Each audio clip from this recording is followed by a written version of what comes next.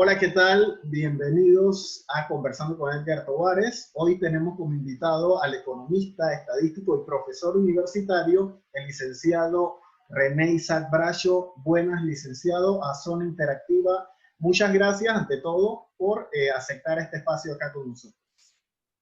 Saludos, Edgar. Bueno, realmente es un placer siempre conversar de economía, ¿verdad? Un tema importante para la calidad de vida de las personas. Así es, licenciado, y justamente ahorita mismo hay mucha preocupación, no solo en Panamá, sino en el mundo entero, por cómo va a quedar la economía de cada nación, las economías mundiales, luego de esta crisis que empezó como sanitaria, pero ha tomado otros rumbos. Por ejemplo, la parte económica se ha visto deteriorada con tanto cierre de los locales. Licenciado, ¿qué nos espera como país, tomando en cuenta los impactos de las economías mundiales?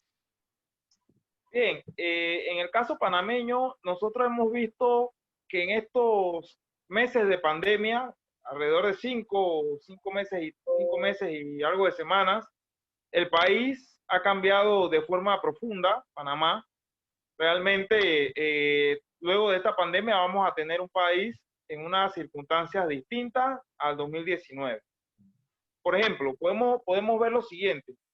Eh, Antes de la pandemia, nosotros teníamos que la tasa de desempleo estaba en 7.1% y el nivel de empleo informal, cuando hablamos de sector informal, estamos hablando de personas que no son asalariadas, personas que son profesionales autoempleados, oficios de cuenta propia, microempresarios o pequeños empresarios, patronos con menos o hasta 5 empleados, y vendedores ambulantes. Principalmente estos son las cuatro actividades que componen el sector informal.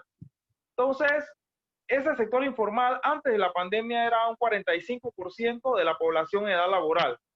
Ahora estamos hablando, o podemos señalar, que este porcentaje de la población va a alcanzar a cerca de 60% aproximadamente de la población en edad laboral. Es decir, la mayoría de los panameños en edad laboral no son asalariados ya.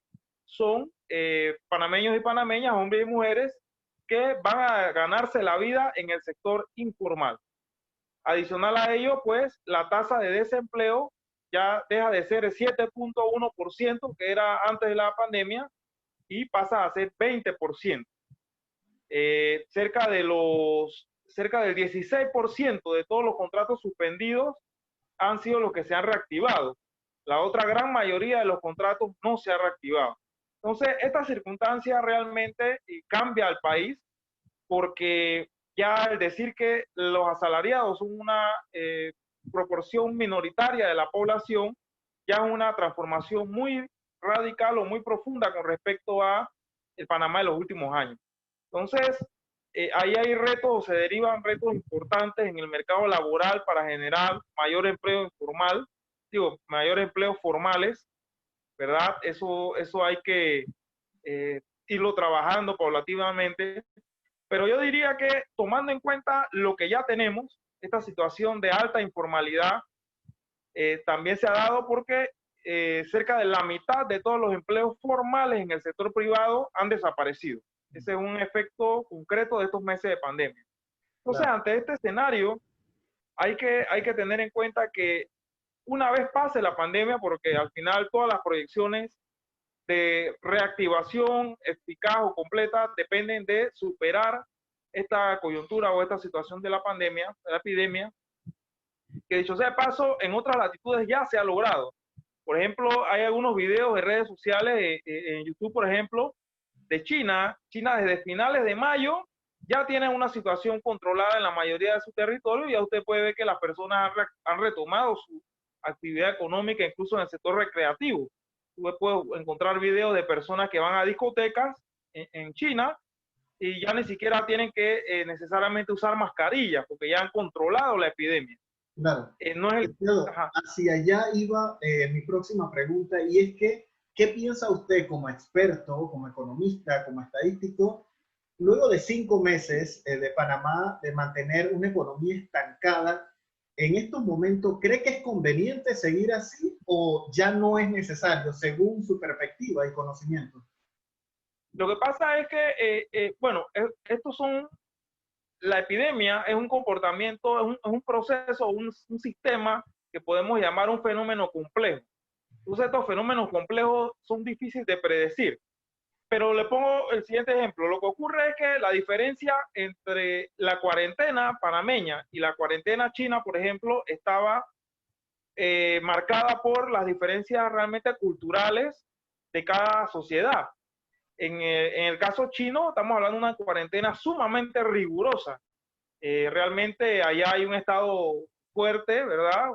Un sistema político y económico distinto al nuestro, y allá el Estado es muy fuerte, ¿verdad? Cuando el Estado dice que se hace algo y tienen que usar la fuerza, hay una doctrina de seguridad militar, etcétera, el ejército entra con fuerza, y una sociedad mucho más disciplinada. En el caso panameño, pues realmente tenemos otro modelo social, político, económico, otra cultura, ¿verdad? Hay, digamos, más relajamiento. Y te pongo un ejemplo. La cuarentena en Panamá estuvo acompañada o ha estado acompañada de la emisión de cerca de 300.000 salvoconductos en el área de la provincia de Panamá, por ejemplo. Estamos hablando, en la provincia de Panamá, 300.000 salvoconductos son casi el 18% de la población, sin contar al segmento que anda sin salvoconductos, que sale de forma silvestre, pues, a las calles. Entonces, en medio de los momentos más duros de la cuarentena, teníamos esa cantidad importante de salvoconductos, lo que ya envía un mensaje claro. Realmente la famosa cuarentena que hemos tenido no ha sido tan rigurosa o tan estricta como en estos países.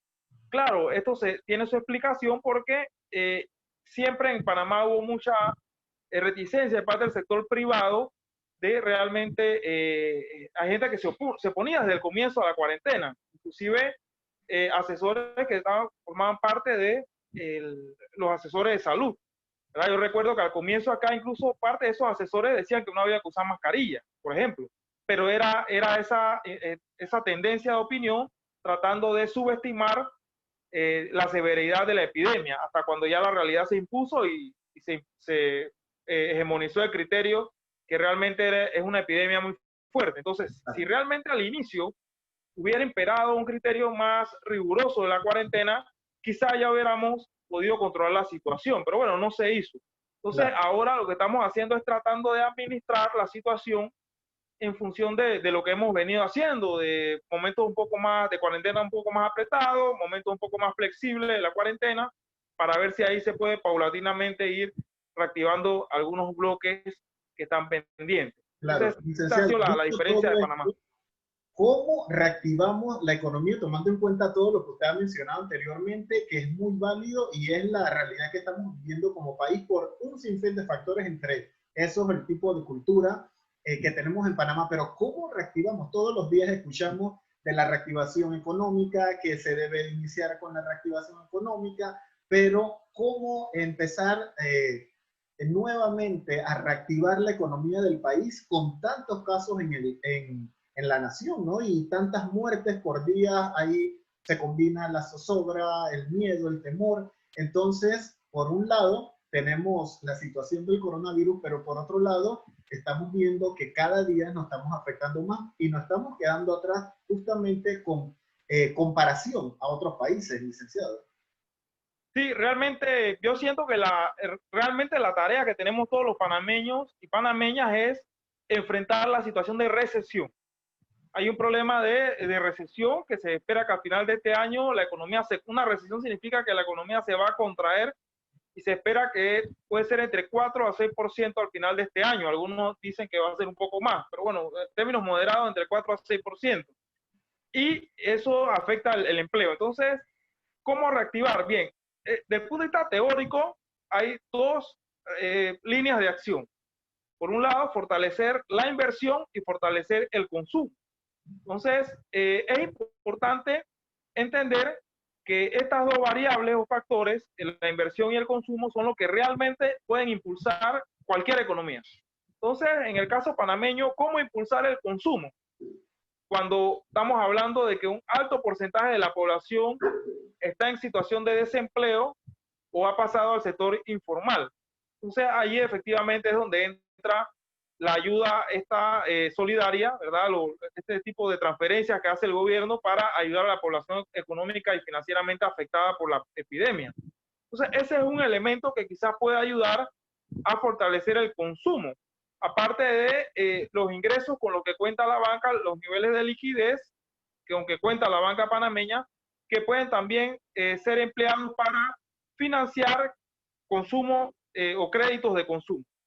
Por el lado de la inversión, bueno, efectivamente la banca cuenta con cuantiosos recursos y buena liquidez para generar capital y financiamiento para algunos proyectos de inversión que se puedan estar planteando.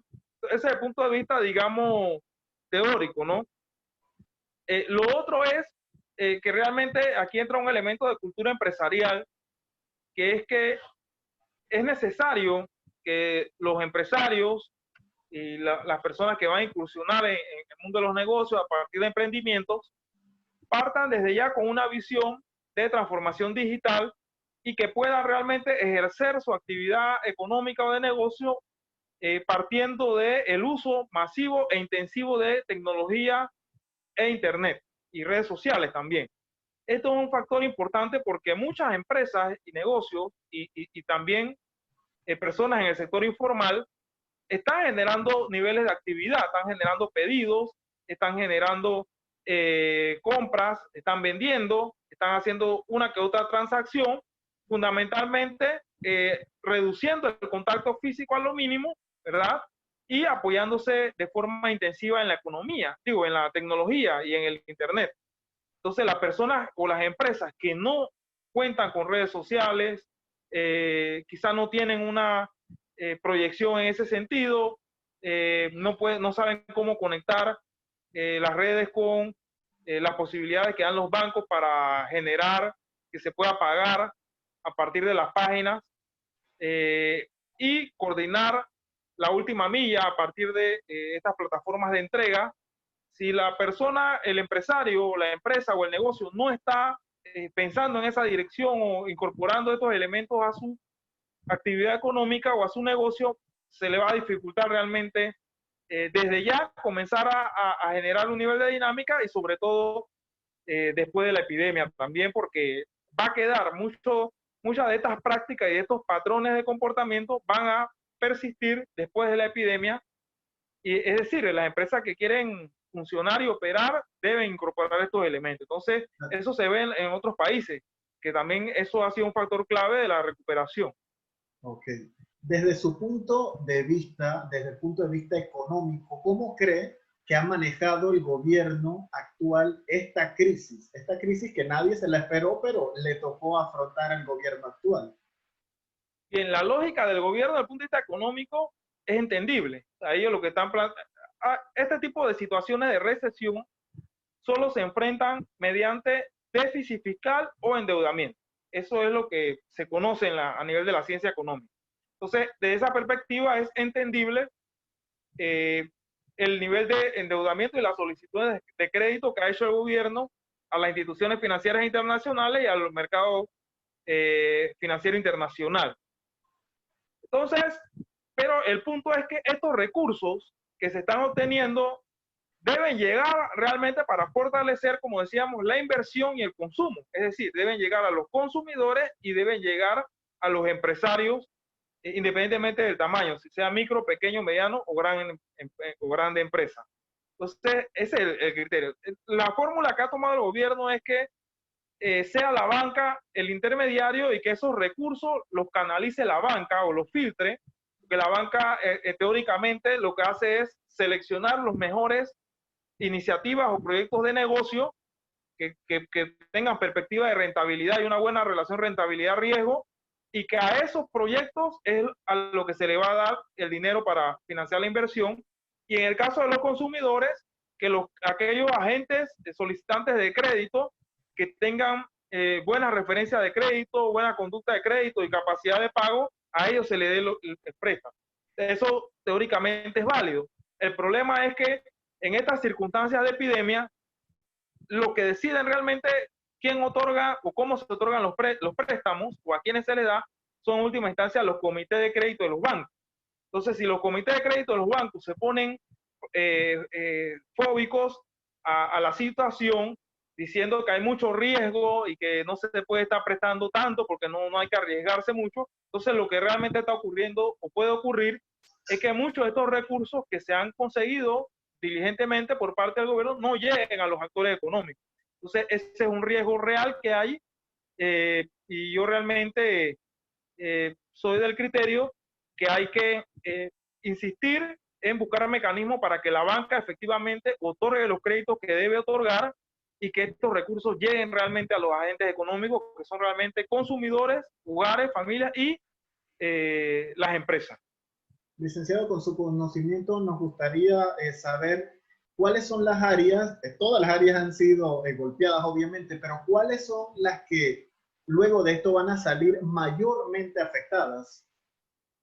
Bueno, actualmente el sector construcción y el sector comercio, que son, en el caso de la construcción y comercio, pues son dos sectores importantes en la economía panameña, en la estructura económica panameña, y en el caso de la construcción, que es el sector de mayor efecto multiplicador, es decir, cada dólar que se invierte en construcción genera mucho más efecto en la economía y genera muchas más plazas de empleo. Entonces, estos dos sectores ahora mismo están aguantados realmente por efectos de la cuarentena y son sectores que están golpeados, ¿no?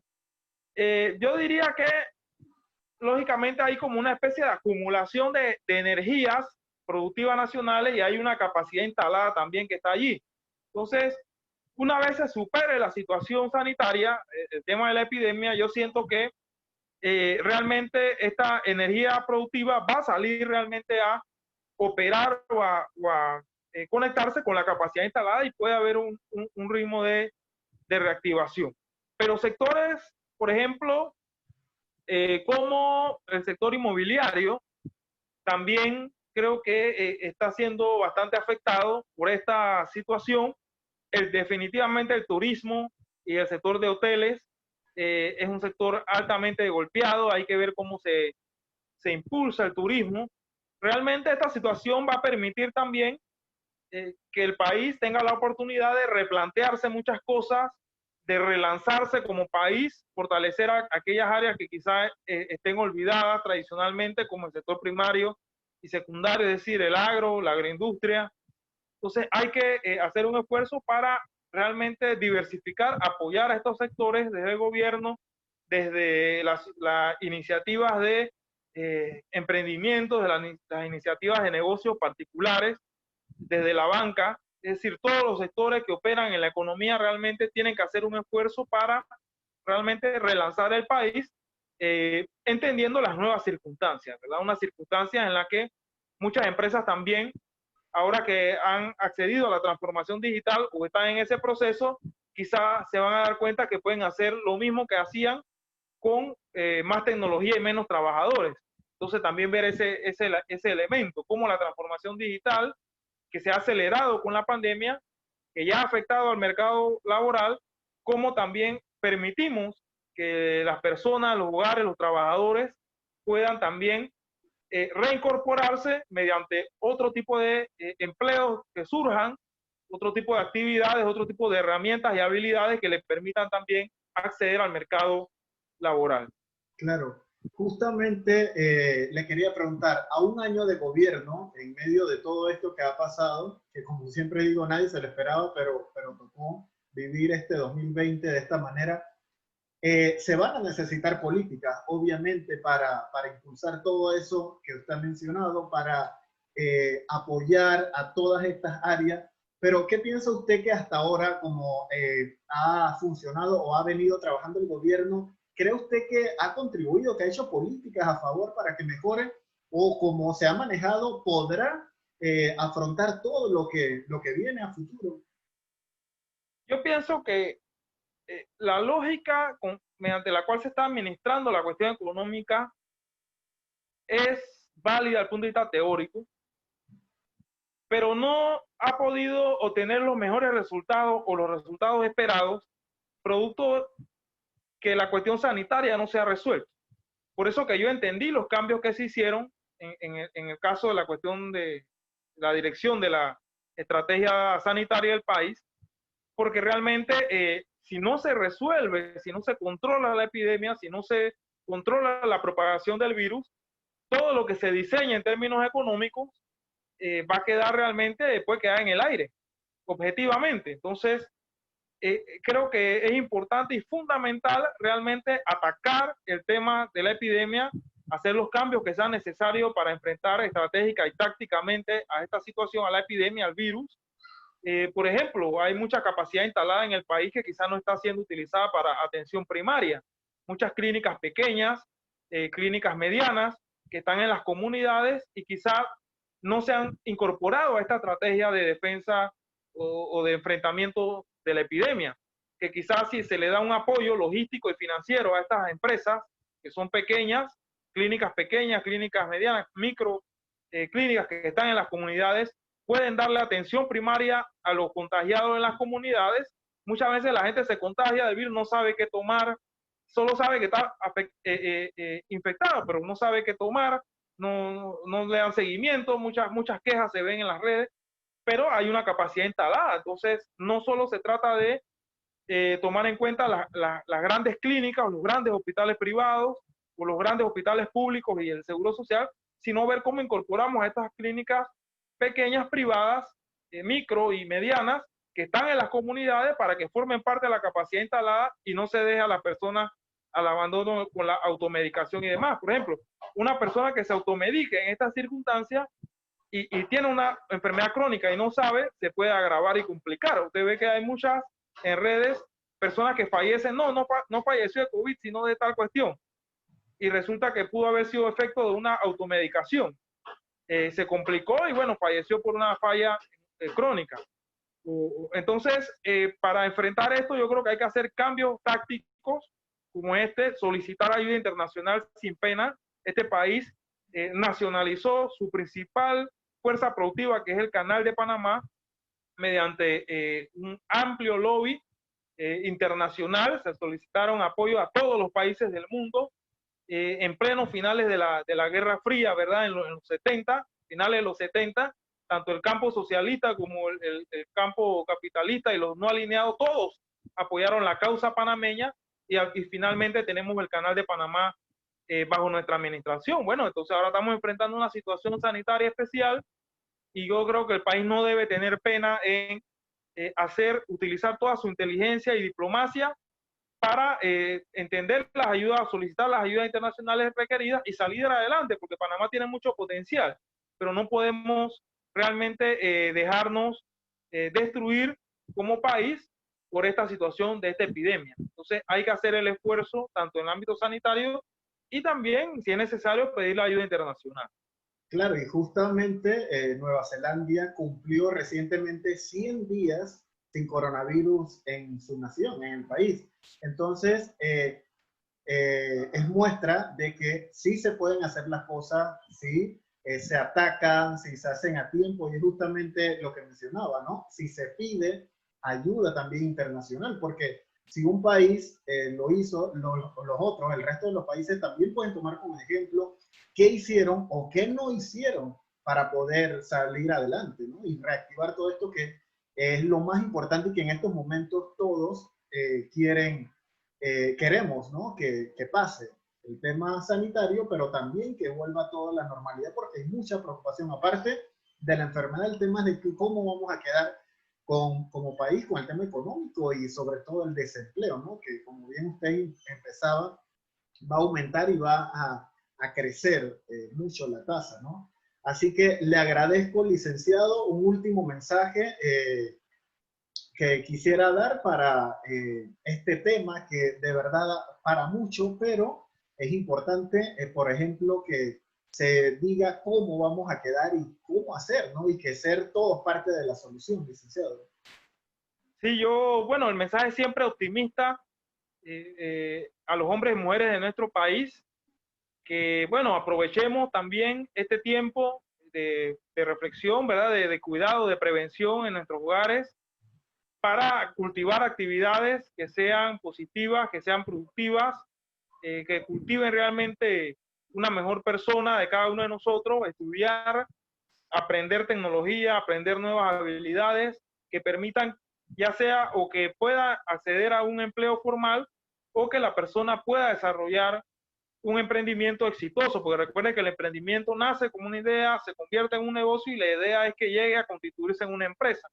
Entonces, para que realmente toda esta cantidad de panameños y panameñas, que realmente son la mayoría de los panameños en edad laboral, logre realmente apoyar y convertir al país en un país próspero, para que todas esas ideas de negocio realmente logren evolucionar y se conviertan en empresas, eso requiere mucha capacidad empresarial y requiere mucha formación y preparación, porque de lo contrario van a ser sencillamente personas que están en la informalidad y que van a tener una situación precaria.